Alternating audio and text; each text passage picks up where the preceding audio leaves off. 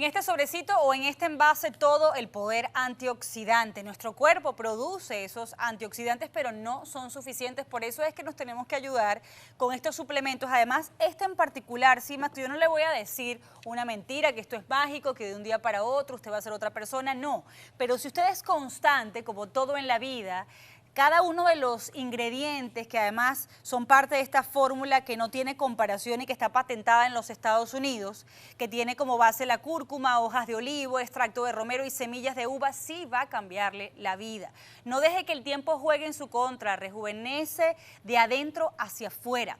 Paleo Life nos presenta Zimax, este poderoso antioxidante es 100% natural. Su poderosa fórmula te va a ayudar a combatir los radicales libres considerados como esos posibles causantes, por ejemplo, del desarrollo del cáncer, del envejecimiento prematuro, otras enfermedades crónicas y degenerativas. Van a poder recuperar su energía, mejorar la elasticidad de la piel, reducir arrugas, prevenir enfermedades como el cáncer, la diabetes, el Alzheimer y mucho más. Tome Zimax cada mañana y llegue a los 80, pero sintiéndose de 40.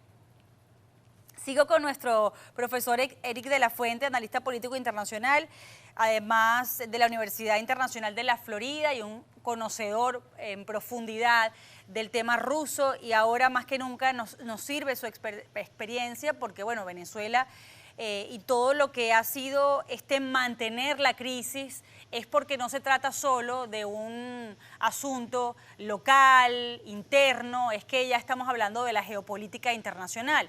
Profe, justo quería tocar ese tema. El canciller de Venezuela, de Juan Guaidó, dijo hace unos días en Washington, D.C., en el Council of the Americas, que Venezuela se había convertido en el terreno de una segunda guerra fría, por la magnitud, las proporciones que ha adquirido este conflicto. ¿Tú crees que tiene que ver con eso? ¿Y cómo es posible que Estados Unidos haya permitido que Rusia llegara tan lejos en su propio continente? Venezuela se ha convertido en la pieza fundamental para Rusia de tener presencia en las Américas. Esta es la presencia más grande que han tenido los rusos en América Latina desde la crisis de octubre en Cuba en el año 62. No, estamos hablando de una presencia importante. Y hablábamos, yo recuerdo estar en tu programa antes de las elecciones en Ucrania, por ejemplo, que fui de observador, y te decía que los rusos iban a incrementar su presencia en Venezuela dependiendo de lo que pasara allí, ¿no?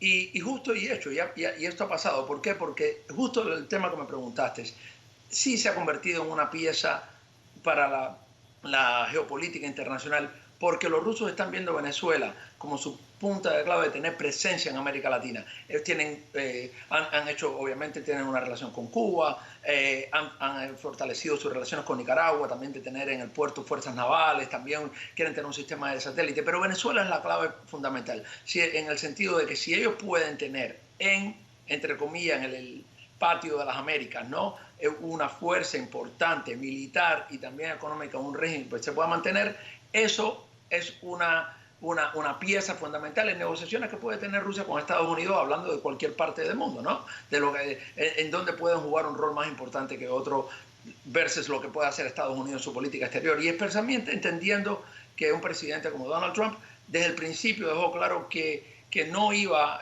recuerdo también hablar de esto en el programa en su momento, nunca iba a utilizar fuerza militar en Venezuela, no existía ese peligro en ese sentido. Así que los rusos es una inversión de bajo riesgo y bajo costo para tener una pieza importante en un nivel mundial.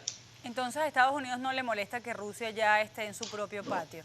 No, sí le molesta y le molesta bastante. Eso no es lo que quiero decir, pero tampoco yo diría que es una cuestión, es fundamental por la parte geográfica donde está, ¿no? Eso es número uno. Sí. Pero la forma de los rusos estar penetrando en Venezuela desde mucho antes, ¿bien? Ya a la hora que empezamos a hablar de esto, ya los rusos llevaban tiempo ahí. Por eso no quiero descartar la relación que venían teniendo desde Chávez, ¿no? Venía desde Chávez. Chávez estuvo en Moscú varias veces. Las ventas de armas rusas a Venezuela eran enormes bajo Chávez, ¿no? Y sin duda después bajo Maduro también. Entonces la presencia que tienen ahí no tienen cómo desalojarla de esa forma, salvo tratando de presionar a nivel económico lo más que puedan hacer, las sanciones que pueden tener, pero eso no va a sacar a Rusia de ahí. Mientras Rusia se sienta suficientemente fuerte en casa, va a poder hacer este tipo de cosas, especialmente profe, porque no le cuesta mucho. Entonces, ¿qué lo sacaría de allí? Hablando de esos posibles escenarios. Te lo planteo así porque uno diría, a Rusia no le conviene tener sociedad con una nación que está en ruinas, más bien le convendría esperar un nuevo gobierno que pudiera abrir las puertas a la prosperidad, a la inversión internacional y ellos poder recuperar lo que han dejado allí. Otros dicen, no, se está aprovechando de la crisis porque se apodera del mercado petrolero que hemos dejado nosotros. ¿Cuáles son las posibilidades que tenemos de que los rusos nos dejen ir?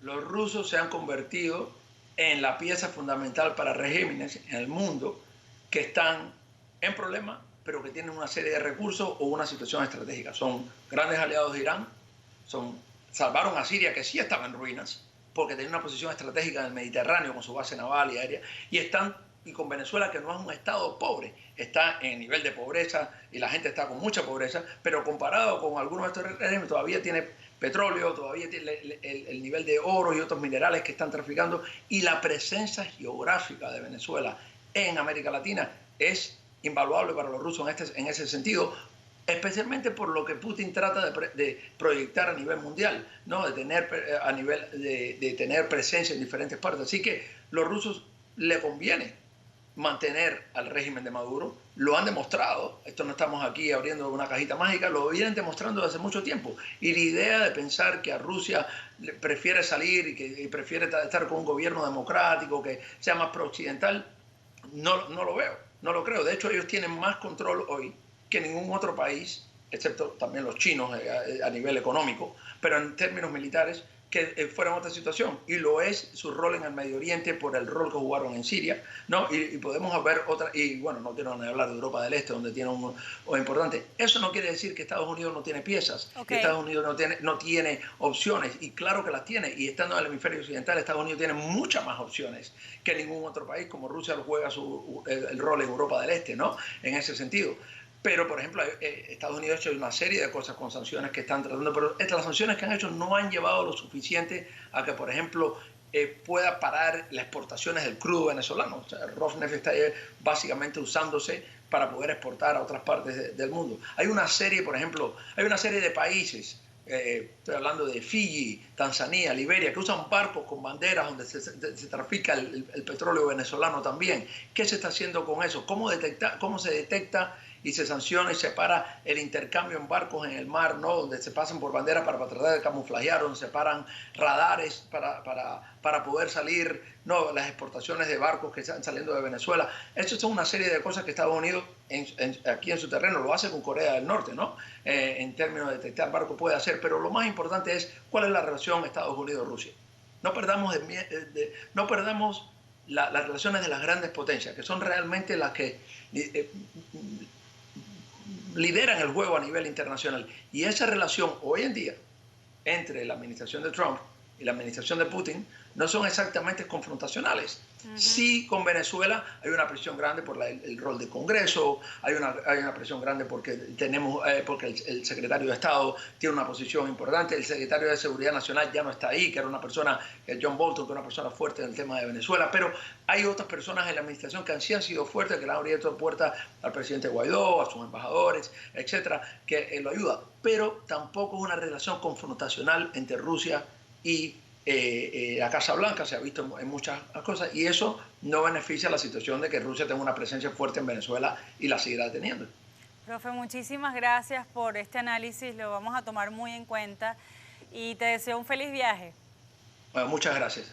Eric de la Fuente es analista internacional, es experto en Rusia y siempre nos ayuda con estos temas. Es muy bueno tener los pies en la tierra y valorar todos estos escenarios con cautela, con madurez, y yo creo que aquí hay muchas cosas positivas que extraer, a pesar que en principio pueda lucir como que no hay mucha oportunidad. Todo esto simplemente es para analizarlo de manera objetiva. Regresamos luego de la pausa porque tenemos a otro de los grandes analistas de este programa, Antonio de la Cruz, también con su punto de vista con respecto a estas relaciones, al foco de Venezuela siendo un punto central en la geopolítica internacional, todo tratando de desenmarañar este enredo, esta complicada situación para intentar buscar nuevas vías y cómo resolverla. Ya regresamos.